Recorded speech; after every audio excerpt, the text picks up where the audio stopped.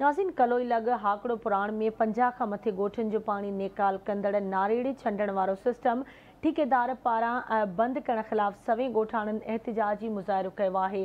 उन हवाले सां तफ़सील ॿुधाइण जे लाइ वीडियो लिंक ते मौजूद आहे रज़ा हालो। जी रज़ा, नारेड़ी पॉइंट वटि हिते मुख़्तलिफ़ ॻोठनि जा जेके माण्हू आहिनि उन्हनि पुरमन एहतिजाजी मुज़ाहिरो कयो आहे। उन्हनि जो इहो चवणु आहे त हाकड़ो पुराण जो जेको हलंदड़ कमु आहे, ठेकेदार ऐं लॻापियल जेके इदारा आहिनि उन्हनि में जेको नारेड़ी छोड़ो जेको कलोई फार्म, मुरीद खान, उमर मुरो, कुमाल वाला समेत मुख़्तलिफ़ ॻोठनि जो जेको बरसाती पाणी हो हिन नारेड़ी जे महरफ़त हाकड़ो पुराण में छोड़ कयो वेंदो। हेॾो वॾो हाकड़ो पुराण जे हलंदड़ कम जे ठेकेदार ही लंघ बंदि करे छॾियो आहे।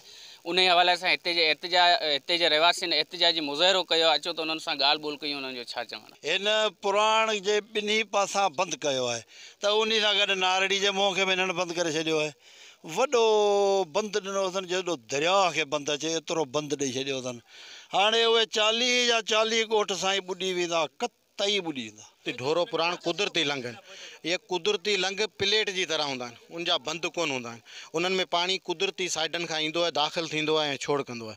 उन कुदरती लंघनि खे मसनूई बंदि ॾेई पहिरीं त हिते ॿधो पियो वञे। उन खां पोइ ॾिसो हिते इलाइक़े वासियुनि खे को मुतबादल ॾियनि, मुतबादल ॾियण जे बजाए उहे कुदरती जेके लंघनि में पुराणा रस्ता जेके अचनि था उन्हनि खे बंदि कयो पियो वञे। नारेड़ी हिकिड़ो अहिड़ो कुदरती वहिकिरो आहे जो 40-50 ॻोठनि जो पाणी खणी पुराण खे पुॻो कंदी आहे ऐं पुराण अॻिते इहो पाणी समुंड खे पुॻो कंदी आहे। उहो पाणी जो घस आहे न कुदरती, अॼु उहो हिननि ठेकेदारनि इंतिज़ामिया वारनि वॾा 300 फुट जा बंदि हणी, उहो 2-3 उठनि जी कद जहिड़ा बंदि हणी उहो बंदि करे छॾियो आहे। नारेड़ी खे बंदि करे छॾियो। 2-3 देहनि जा ॻोठ, उन्हनि जूं मस्जिदूं, उन्हनि जा मुक़ाम, उन्हनि जूं रिहाइशूं, उन्हनि जा माल मवेशी उहे सभु तबाह बर्बाद थी वेंदा।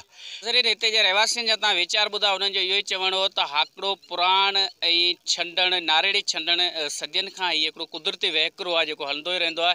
पर हिन टाइम जेको हाकड़ो पुराण जो कमु कयो पियो वञे उहा ख़ुशी जहिड़ी ॻाल्हि आहे। पर उन खां सवाइ जेको छंडण, नारेड़ी छंडण खे जबरन ठेकेदार बंदि करे छॾियो आहे, जंहिंजे करे मुख़्तलिफ़ जेके ॻोठ आहिनि उन्हनि जो जेको छंडण वारो पाणी आहे उहो रुकिजी वेंदो। उन करे केतिरा ई ॻोठ पाणी जे लिपेट में अची वेंदा।